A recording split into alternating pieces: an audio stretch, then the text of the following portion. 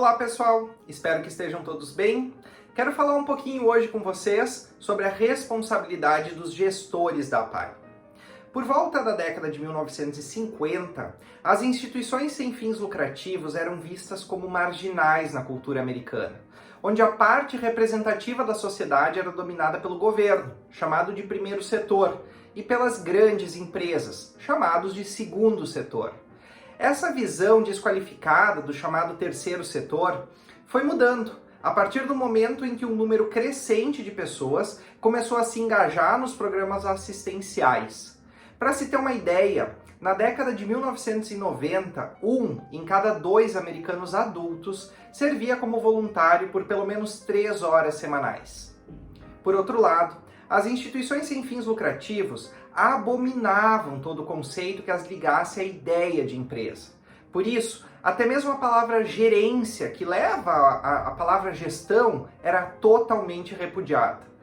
Atualmente, essas instituições de terceiro setor perceberam a necessidade de gerenciar tanto a parte financeira de doações e convênios, quanto a parte humana, para que possam cumprir melhor o seu papel social. Tanto que nos Estados Unidos, muitas organizações sem fins lucrativos já são referência em pesquisas e serviços de saúde, como é o caso da Associação Americana de Cardiologia e a Associação Americana de Câncer. Conforme uma pesquisa do IBGE, em 2008, as fundações privadas e associações sem fins lucrativos no Brasil tiveram um crescimento de 623% de organizações de terceiro setor. Isso significa que da década de 1980 até 2005, a gente teve um aumento de 40 mil para 338 mil organizações de terceiro setor. Originalmente, as organizações sem fins lucrativos elas estavam alicerçadas nos princípios de filantropia e caridade religiosa, como é o caso das Santas Casas de Misericórdia, educandários, asilos e hospitais. E passaram um longo processo até chegar à concepção atual de gestão orientada ao desempenho. Até o final do século XIX, o modelo assistencialista dessas organizações abarcava as áreas de saúde, educação e assistência social. Mas com a entrada mais efetiva do Estado nesses âmbitos a partir do início do século XX, com o Código Civil de 1916 e a Constituição de 1934, outras organizações foram se emoldurando como parte desse setor. São exemplos disso os sindicatos, as associações profissionais, as federações e confederações que defendiam interesses não só individuais, mas agora também coletivos e mais específicos. A partir da década de 1970, as organizações sem fins lucrativos se viram diante da necessidade de buscar recursos próprios para sua subsistência e também para sua sobrevivência, dada a crescente dificuldade de financiamentos governamentais e privados.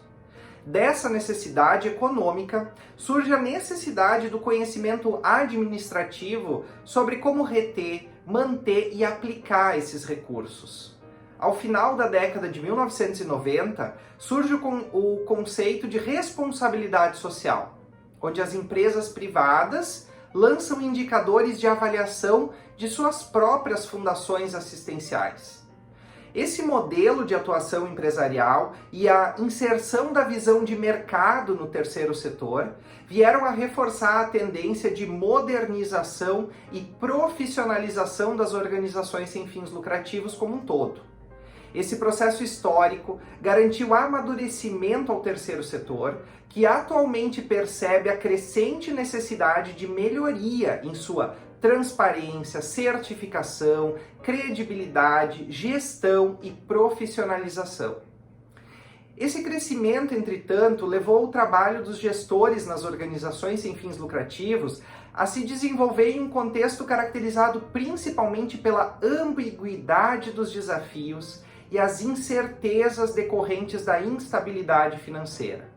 Uma vez que, em função da estrutura enxuta, muitas vezes verificadas nessas entidades, os gestores acumulam várias funções, sendo necessário conciliar e desenvolver habilidades pessoais e profissionais múltiplas para desempenhar suas tarefas.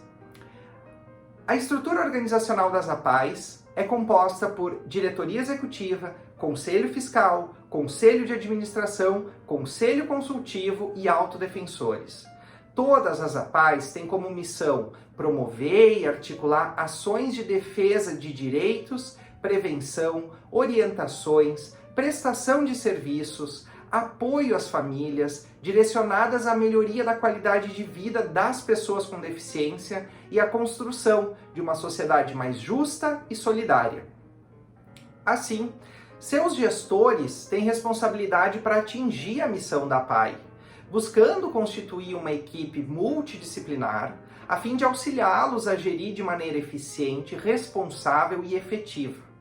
Além disso, o Estatuto da Federação Nacional prevê as obrigações das federações das APAES nos estados e das APAES nos municípios, bem como as competências e responsabilidades de cada órgão que as compõe e dispõe sobre as irregularidades e infrações cometidas pelas afiliadas ou por seus agentes e também prevê as penalidades a serem aplicadas.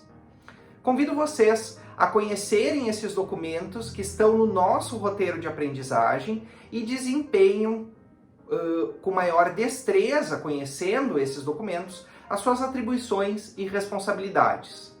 Ficaram com alguma dúvida ou têm algum complemento a fazer? Acessem a sala de interação e falem comigo. Abraços e até mais!